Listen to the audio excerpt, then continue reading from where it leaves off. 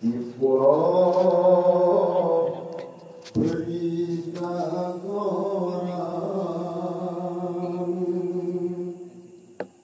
Islam dalam bencana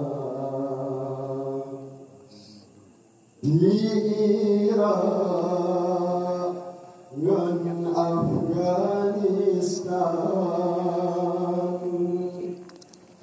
roh aman di Palestina,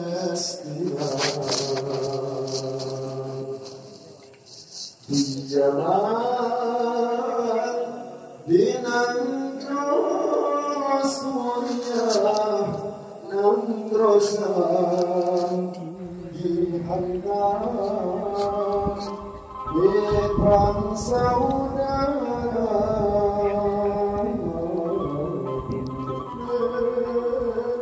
binangan yang Islam dan sayang baik dan dosa dihasutnya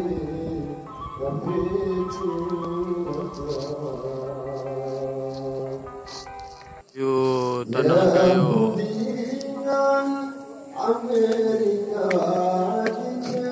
Perjalanan yang sangat mengerikan dan menghayukan.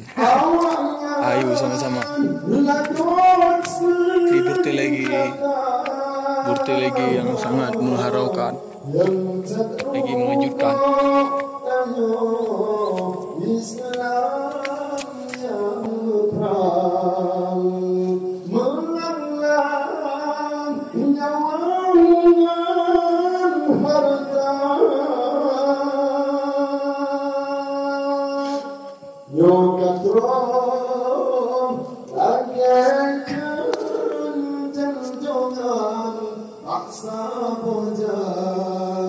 Umat Islam